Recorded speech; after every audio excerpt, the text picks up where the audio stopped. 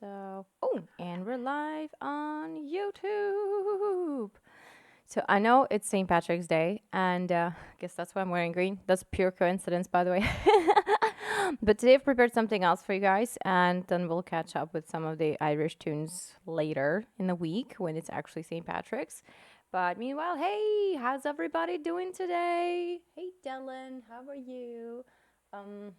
Trying to get rid of my computer blocking me here. Oh, there we go. That's way better. Okay, hope you guys are all having fun, having a great weekend, and being well and staying tuned to yourselves.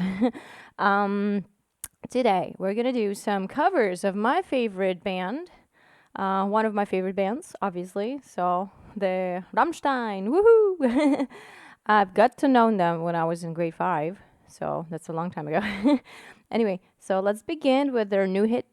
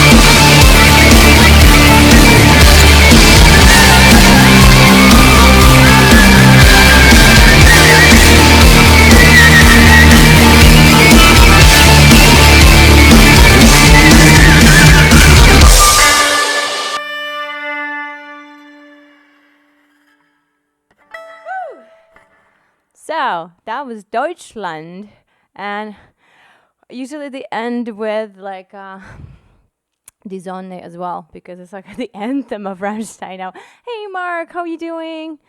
Hey Dylan, thanks Dylan. Dylan's always first. So I'm covering my YouTube people because I'm checking my Facebook. So good, something good for a change. Okay, thanks Mark. Yeah, I hope you enjoy all the other live streams too when I play my own music. I know it's not nearly as awesome as Rammstein yet, but we're working on it. So yay, thanks for being here. So happy to hear. And yeah, so I'm gonna have one. What did I do? I turned off my comments. So I'm gonna have one more song at the end. And first, before I do that, I wanted to show you guys one of my interesting, not really mine, but a borrowed instrument from a student that I've been practicing this week. For that, though, I have to readjust some of the things here. So bear with me while I move things around, okay? So I loved Rammstein since like grade 5 when my friend, who was also a student in my class, brought me a cassette, like a tape cassette. You know, those cassettes you used to have in the 90s? And then you have to wind it up with your finger to... Yeah. So that's how I got to know Rammstein. That was my first Rammstein experience, was on a little cassette thingy that, yeah, you would have to manually, you know, organize to listen to. And it was great. I loved it. And it was funny because like I was studying at the music school. I was mostly playing classical music because I was studying. So, and my friend gives me the Rammstein cassette and says, let's see how does blows the Mozart out of your butt. I was like, okay. You know what? I found a lot of similarity actually. Like, yeah, he sings in sort of one note, but it's pretty much the same. It's pretty much the same kind of development, right? Listen to some Beethoven symphonies. He repeats motifs 500 million times, and that turns into like the famous work. So, okay, let me move my stuff now. Yeah, and hopefully not destroy my studio. So, let's move you guys lower. Here, you can see me sitting. Thanks, Mark. So happy you like it. And let's see if you guys can see me sitting now. Oh yeah, you can. Excellent. Now I'll just move this a bit. There. And I'll have to move the microphone too so you can hear me as well. So I hope you will hear. I don't know about the YouTube because sometimes it doesn't quite pick up what I'm doing unless it's plugged into the system. So bear with me, guys. If you don't hear any, I will try my best.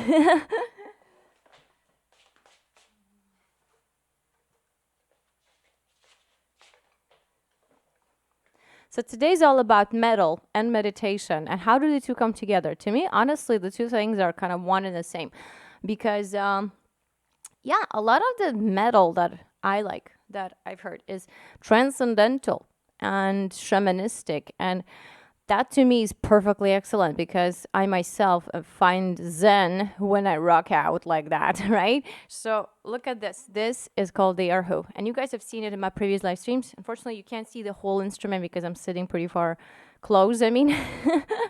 So yeah, maybe you should take like a picture with it and send you or something. But I'll try to do my best right now so you'll be able to hear me.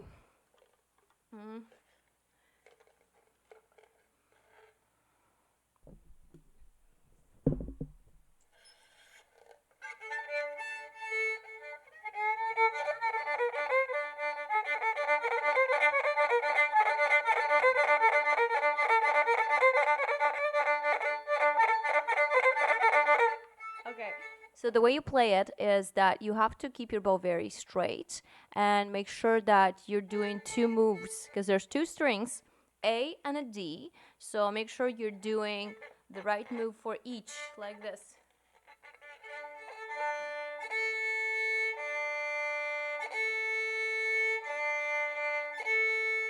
So you also have to bend your fingers more. The bow is flexible. It's not like the bow that you play the violin with. It's a little different. So it took me some getting used to, but I really love the idea of challenging myself with something new like this. This is excellent. It gave me so many ideas for like new songs and stuff.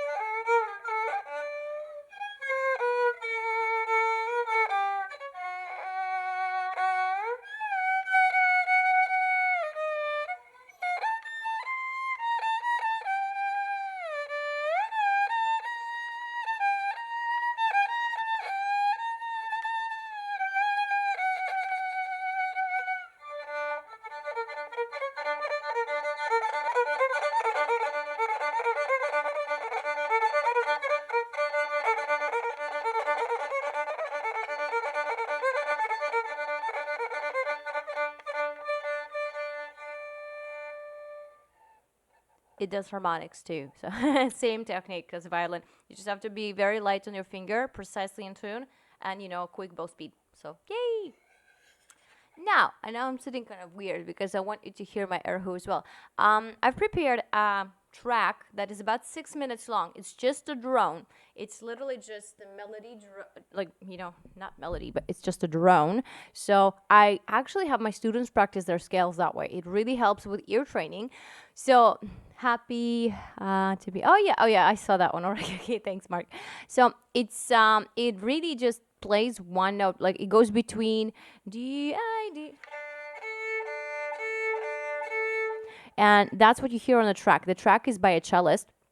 I really love his channel. Just type in on YouTube cello drone and any note that you need to practice with, any tonic that you're working with whatsoever, or a modal kind of thing. So, hey Fred, thanks for watching. So yeah, and tune into that. And he's awesome. His tracks are like 6 or 10 minutes long. Some of them are 10 minutes long, which gives you enough time to go over like a couple exercises on a scale, and then you can restart it or just put it on the loop, right? And then it never stops. So it's pretty cool.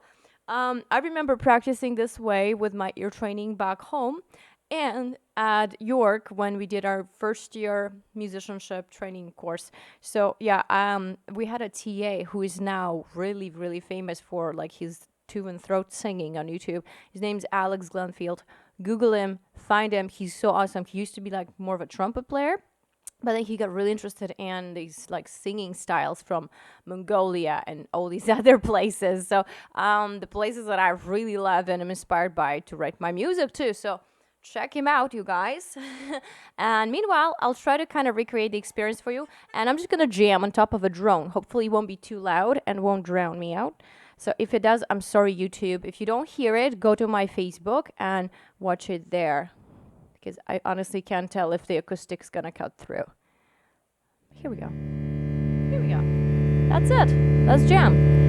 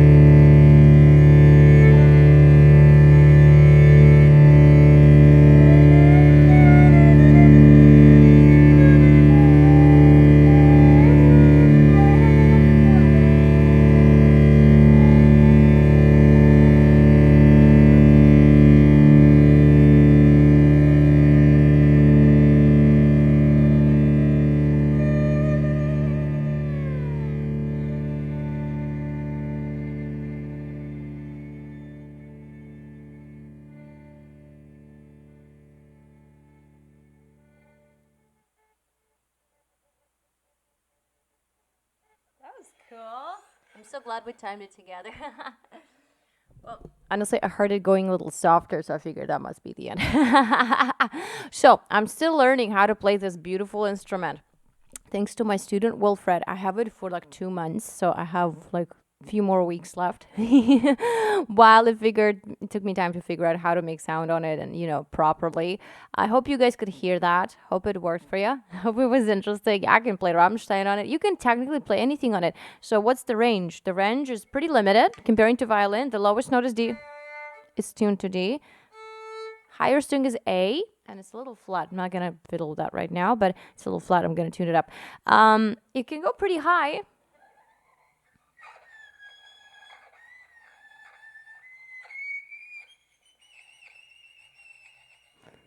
This is a high E of like the fifth octave, I think. So it can go as far as your fingers let you go. If you can make sound, go for it. Why not? That's how I think about violin too. So people ask me, what's the highest note? I'm like, depends how high you can play it, right? So it really depends. You can play off the fingerboard. As you can see, there is no fingerboard here. So you're playing off the fingerboard the whole time. There is nowhere to put your fingers. Your fingers are in the air like this, like, see? They're always in the air like that. So it's pretty cool. It's a good workout. After that, violin seems way easier. Yeah, because this is forcing you to keep like position really well. But you know what? Practicing the violin, actually, I think I was prepared for it. So it's pretty cool to transition and just try something new like that. This is pretty awesome.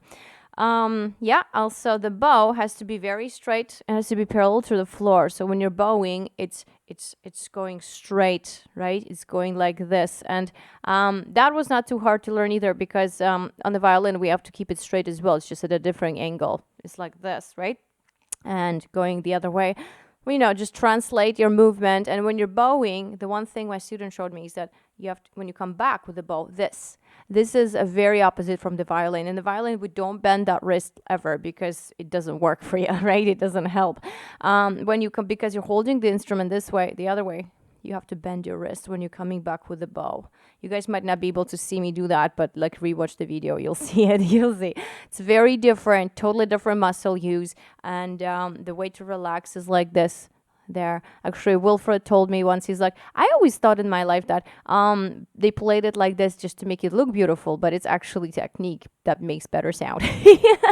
So I'm like, yeah, that's awesome. So like this. That's why every time it's like, it looks like they're dancing, right? I love it. It's totally cool. So I get inspired by this way back in the day when Tina Guo played a theme from Game of Thrones, the Targaryen theme on Erhu, and it was plugged into the speakers, and it was so good. Oh my god! It's really just 2 notes, but those 2 notes were beautiful. So yeah, love it. That's when I got. Well, I think this is when I got pushed to actually look into like purchasing one of these things and renting one or something to make music with it, and just learned how to play it to challenge myself. Then we've recently watched Marco Polo. It's a great show. If you guys haven't seen it, go for it. It's so beautiful. There's a lot of violence, of course, and games and whatever, mind games and war and stuff. People die like in the violent ways, but I love the show. It's beautiful. It seems so genuine. And in a sense that like you really brings the cultures together that have not been addressed that way. So I really like that. And of course they had somebody play all these Eastern instruments. So that just it reinforced my inspiration to pick up Erhu. So to me, this and metal and Zen, it's my Zen, right? So it's all kind of helping me to chill on the days like what I wrote to you guys about how my body was aching for a couple weeks. And I'm way better now because I've kind of let some things go and I'm feeling way better. So today, just doing things that I love to do for you and sharing them with you. And I hope that it helps. Hope it inspires you to do the same for in your life. So I know it's St. Patrick's Day soon on Tuesday, right? But we're not there yet. So I have prepared something else for St. Patrick's. I might do that in the next live stream. And maybe even from Guelph. We'll see.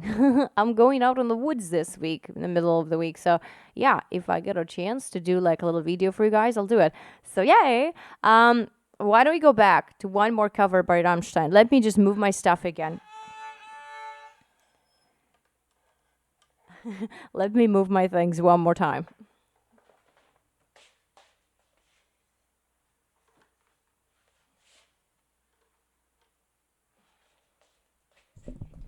Woohoo!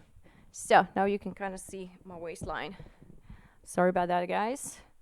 But I don't yet have equipment set up that I can just leave overnight. Woohoo! Hey, Fred. Thanks for watching. So now I'm gonna stand again because I'm gonna rock. I'm gonna rock out with metal. And let's bring this guy up too. Just didn't want to leave you guys hanging. And wanted to finish with something a little bit more rocking. Yeah. So this is what I do to relax. Like I just, meditate on ideas. I grab my instrument, usually violin, right? And I just play around with things I could do on it. And it's amazing what it does for you. It just like changes my life. So oftentimes I don't have enough time to do it because I can do this for hours. I can do this all day. Like literally, I'm a hermit. You just leave me my stuff and I will do that all day. So, so lately, yeah, because I've had so many jobs and work and students, and I had to find a time to balance what I love to do and what's good for me and work. And yeah, it's not always easy knowing I have to leave at the door in like an hour, and I know I don't have time to do this, to my meditative practice. It's kind of annoying, but yeah, I've been able to do that in the past couple weeks. So find the time on the weekend, find the time in the morning, wake up maybe an hour earlier and do what you love. So it's really important to go back to those things that matter to you, right? Okay.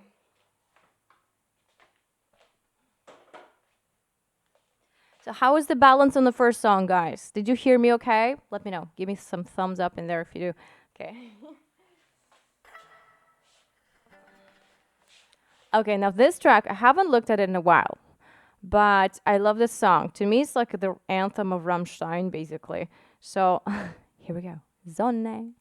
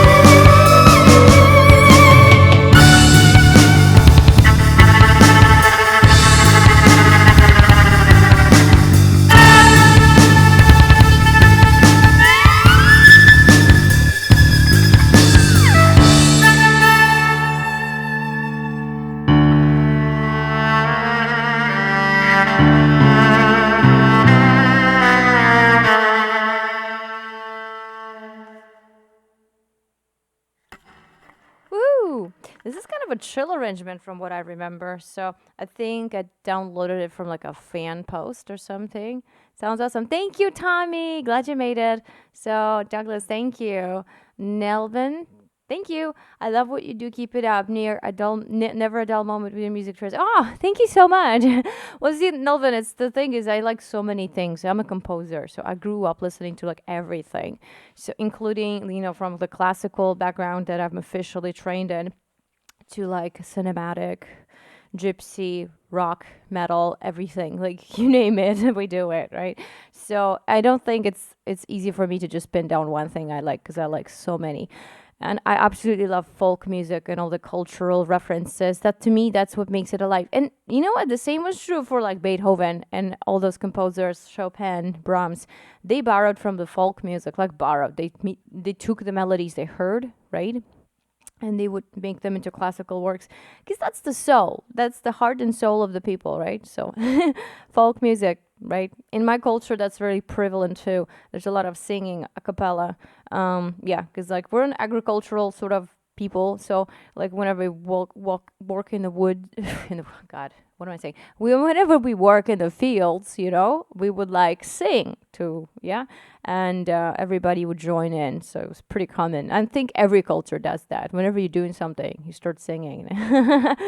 So to me, that like melodiousness it pierces through every single thing in music. There isn't a type of song or genre or that is not melodious, including percussion too.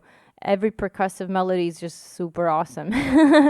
So you guys, I feel like I'm talking a lot. So write to me below. Tell me what's the thing that you do to kind of calm down, chill, just like find yourself. It doesn't mean you have to calm down. It just means you have to give your brain a job or give your emotions a channel to where you can put it to a good use, right? So whenever you're feeling a certain way, like angry or tired or whatever, pissed at someone. So what do you do with that? I generally just pick up my instrument and I play. Or I write a song. I get on my computer and I literally orchestrate a song, and that makes me feel better. It makes me feel like I've delivered these emotions into some form. And yeah, I've been doing that for years. Haven't had much time to just sit down and like do one piece of work from beginning to an end ever since like I don't know, last year maybe. And in terms of like writing note by note, I haven't done that in like a couple of years because I've been working on my album. And I purposely forced myself to do it differently. So on this album, I create a track. I don't write it down. I can write it out later, of course, so everybody who works on it with me can play it. But yeah, I purposely just went sort of like wanted it to be a little bit more free spirited. So I would create an idea, lay down a track, something behind it, and then develop it sort of just as I am, like this, like in a performance context. But I would also write that down and, record that and send it to my producer who has helped me so much. So anyway, you guys, thank you so much for tuning. Thanks for being you. Come back to the page. Stay tuned for your replay. If you're not on my mailing list, you can subscribe. There's a link below here. It says stay up to date with all of my podcasts and live streams. So click on that. Add yourselves to my mailing tribe. And that means you will be getting free downloads of the songs. The first 10 emails are me giving you free downloads of my new songs and me introducing myself, telling you my story through a few emails, hopefully that you will be able to relate to and maybe answer and tell me yours, right? So in this week's post, this week's theme altogether is about your well-being, about putting your health first and doing things that matter to you first, because you can't be of use to anyone if you are not happy with yourself. So do it. Don't postpone things that matter to you. Do them now, right? And then you can go and do everything else, because then you'll be a better person and everybody around you will feel the difference too. Okay. So you guys, have an amazing weekend. Happy upcoming St. Patrick's Day. And so I'm wearing green. I will try to do another post and play maybe like an Irish jig or something on that day. See if I have time. If I don't, stay tuned for the following weekend. I'll do something for St. Patrick's Day for sure. So yay, have an amazing Sunday. Be well. See you soon. Don't forget that our album is available on verapomenko.com/shop. So my original music is available for purchase and it's signed, and I'll send you a CD and all the love and kisses. So have a great weekend, guys. Bye.